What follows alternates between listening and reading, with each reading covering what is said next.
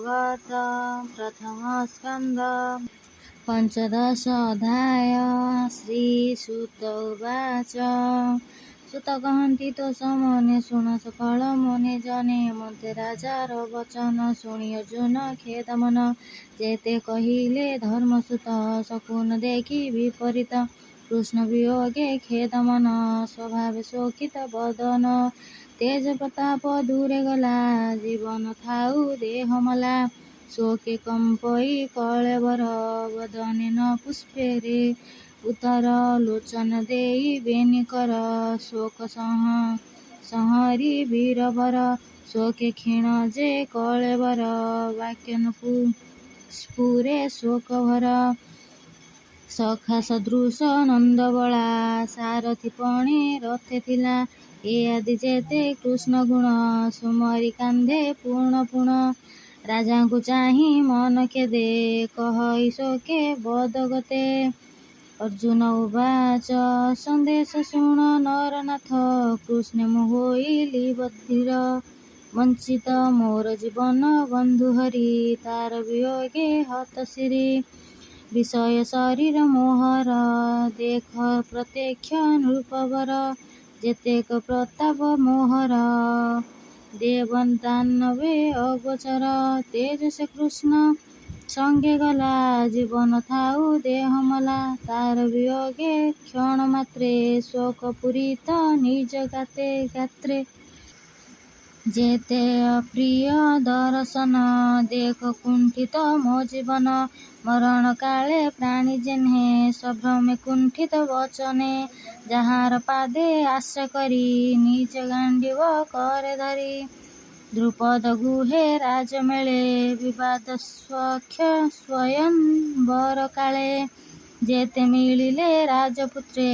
कन्या लभन्ते लोभचिते कन्या लभिबा काले गोळ जे सने समुद्र उल्लळ हळे तांकर तेज हरि लाख बिंधिमु नेली नारी पश मारणे जार संगे खांडव मने क्रीडा रंगे सेवन अग्नि मुखे देई लभिले माया सभा मुहे अमर गण तुल्य पुणी पिंचिले इंद्र तेज जिणी एमंत मित्र हरि भणी जन्हि अशेष नृपमणि तोहर यज्ञ काले मिली तो पादे कले निउ छेली जहार तुले बेनी भाई छद्र में विप्र रूप होई जजारु बाहु बल जिणी राजांकु बंदी घरु आणी तोहर यज्ञ स्नान काले द्रौपदी देखी तोर कोले स्वभाव नारी शिरोमणि कबरी वेशे जन जिणी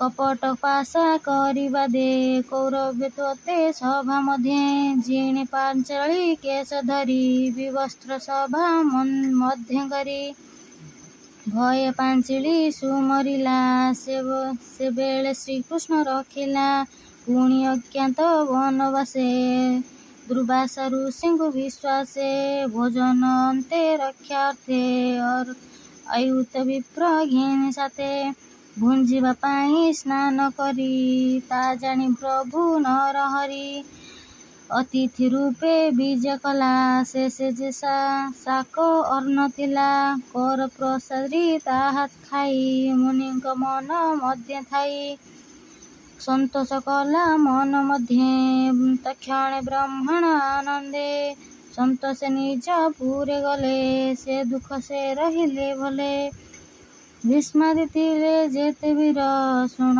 राजन मन स्थिर जहार तेजे धनु धरी बळे जिणिले सुरधारी संतोष मते उमाकांत बोइले बर मार्ग पाथ पार्वती विश्वास मोहित बर पाइली पाशुपत हर विश्वासे मते पुणी पार्वती तिले अक्षतुली से बेनी शस्त्र पाइबने मिलिले इंद्रर भुवने नर शरीरे सुर बेगे बेसे मिलिले जे हरि विश्वासे विष्णुर तेज देखि मते सर्वदेवता पुरोहिते विचारी सर्वे अनुमाने बसाई इंद्रर आसने मते पूजिले पुरस्कारे मु पुणी रही स्वर्गपुरे ସର୍ବଦେବତାଙ୍କ ବିଶ୍ୱାସ ଅସୁର ବଳ କରିନାଶ।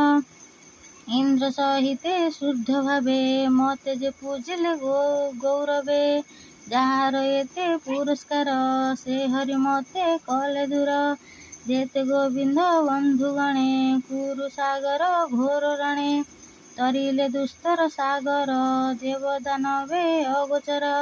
ସମାରେ ରିପୁ ବଳ ଜିଣି ଅନେକ ଧନ ରତ୍ନ ଆଣି।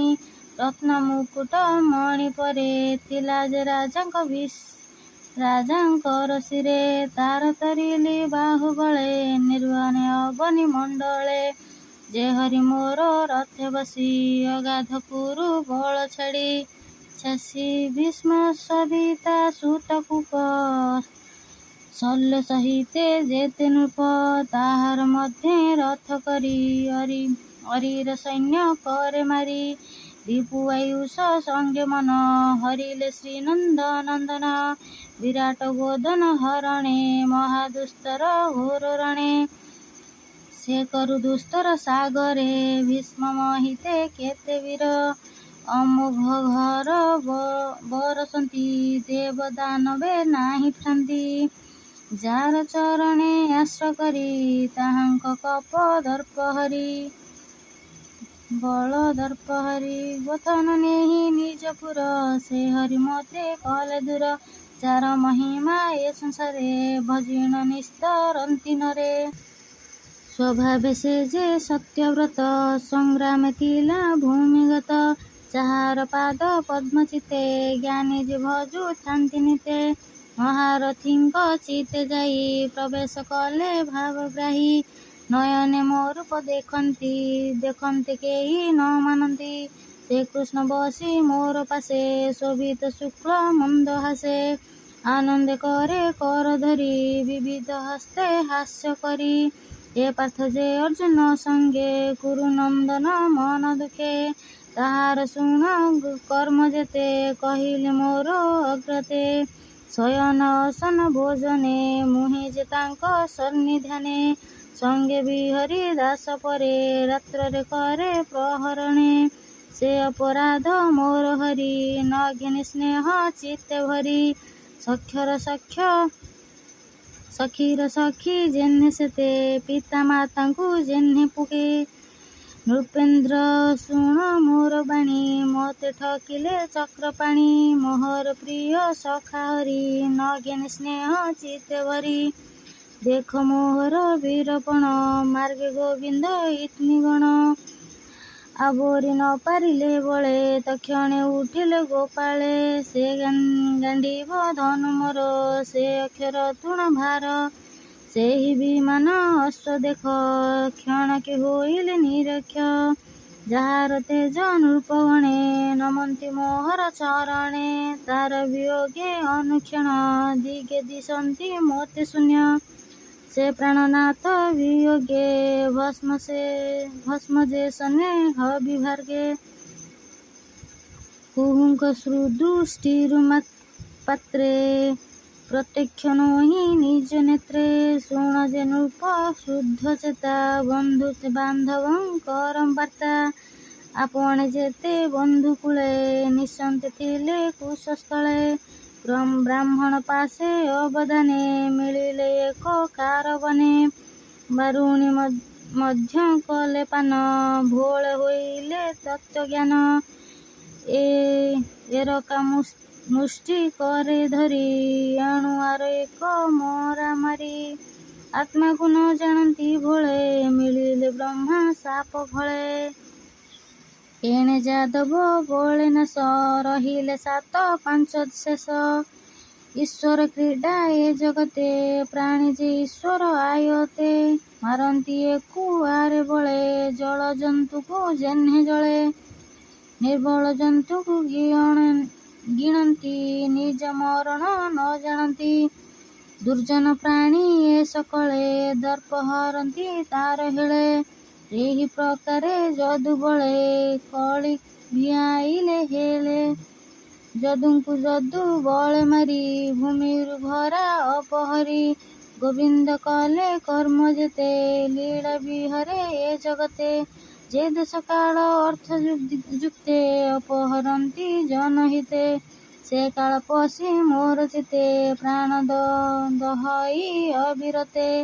श्रीसुत उवाच हेमन्ते पाण्डव अर्जुन कृष्ण चरणे देई मन सद्रुत भावे गाढे चिन्ति लभिला शून्य कर्म भक्ति कृष्ण चरणे अनुध्याने चित निर्मल शान्ति ज्ञाने थिला जे अशेष कल्प भक्त भावरे गलानाश निर्मल बुद्धि प्रकाशिला गोविंद वाक्य सुमरिला संग्राम मध्य रथे थाई जे गीत कृष्ण गुण गाई तार सुमरी शुद्ध मने शोक छाड़िले कृष्ण ध्याने प्रकृत गुणे सुणलिंग असंग संग हेतु भंग आत्मा रमण अंशे हरि से कृष्ण कले नीरपुरी अर्जुन मुख वाक्य शुणी निर्वेद नृप चूड़ामणि कुंती जनीर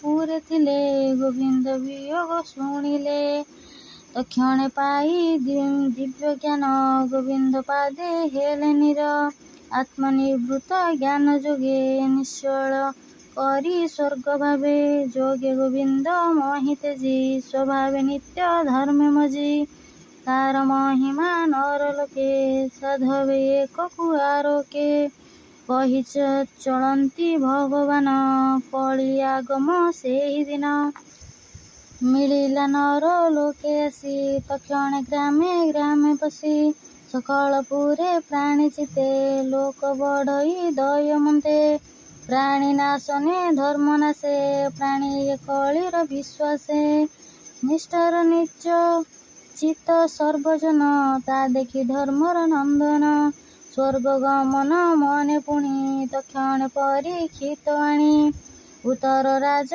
चिन्ह देखि सकल गुणे उत्पलिप्ति आत्मार तुल्य परिगणी अनेक तीर्थ जल आणी हस्तिनापुरे अभिषेके स्थापिले नृप नर लोके यादव वंशे शेष थिला दुर्जय अनिरुद्ध बला मथुरापुर धर्म बाटे स्थापिले सुर सेन बाटे सकल भोग दूर करी शरीर बद्ध अपहरी आत्मारे आत्मा अग्नि जळी सर्व विषय नृप ढाळी ज्ञान गोचरे अग्निपान तक्षणे धर्मर नंदन सर्व संपद दूर करी निर्मल चित्त ध्यान धरी अशेष कर्म पाश छेदी तो से शरीर चंद्र रुंधी मन वचन लीन करी वायु धारणे पुणी धरी ज्ञानर उत्सर्ग सहिते कुंठित मार्गे अंतर्गते पुणी अदेह अंश प्राण जीवन जेते परित्राण सकल गुणे सुण धरी आत्मारे आत्मा होम करी ब्रह्म निर्माणे धोई चिते उत्तर पथे उपगते श्रुधिर मन निराहार मौन मुक्त केशधर जड़ जन्मत मत प्राणी केहि देखाई निज क्राय जनवर्धन को चाही अंधवधीर प्राय होई हृदय निवेशी बेनि प्राणी उत्तर दिगे नृपमणि स्वर्वेश पुण्यजन्ते मुख्य होइले जेउ पथे परम ब्रह्म चिंता करी प्रधान स्वर्ग पथ हेरी पथे चलती चारि भाई राजार अनुरूप होई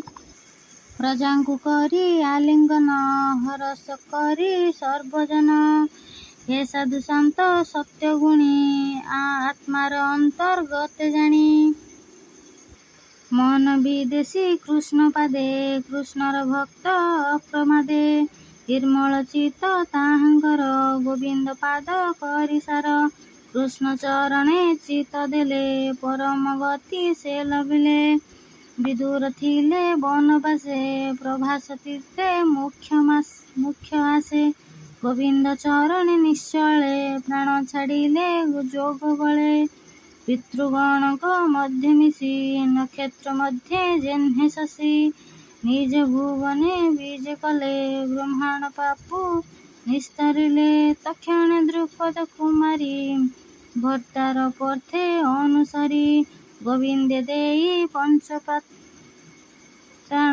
ପ୍ରଥମେ ଛାଡ଼ିଲା ଜୀବନ କହନ୍ତି ସୁତ ଶୁଦ୍ଧ ଚିତେ ସର୍ବମୁନିଙ୍କ ମଧ୍ୟଗତେ ଶ୍ରୀସୁତ ଉବାଚ ଏବେ ହୋ ଶୁଣ ବିପ୍ରଜନେ କୃଷ୍ଣ ମହିମା ଶୁଦ୍ଧ ମନେ ଗୋବିନ୍ଦ ଚରଣ କମଳେ ପଣ୍ଡୁକୁମର ଭାବ ଭୋଳେ ସଂସାର ମାୟା ଦୂର କଲେ ଜଗତ ନର୍ଜନ ନିସ୍ତାରିଲେ ପରମ ମଙ୍ଗଳ ଏ ବାଣୀ ଯେ ପ୍ରାଣୀ ଶୁଦ୍ଧ ଚିତ୍ତ ଶୁଣି ସେ ଭକ୍ତି ଲଭେ ଅପ୍ରମାଦେ ଅନ୍ତେ ବସଇ କୃଷ୍ଣ ପାତେ କୃଷ୍ଣ ମହିମା ଶୁଦ୍ଧ ରସ କହଇ ଜଗନ୍ନାଥ ଦାସ ଇତି ଶ୍ରୀମଦ୍ ଭାଗବତେ ମହାପୁରାଣ ପରମାର୍ଥ ସହିତାୟ ବୟସିକ ପ୍ରଥମ ସ୍କନ୍ଧେ ପାଣ୍ଡବ ହିମାଞ୍ଚଳ ଗମନ ନାମ ପଞ୍ଚଦଶ ଅଧ୍ୟାୟ।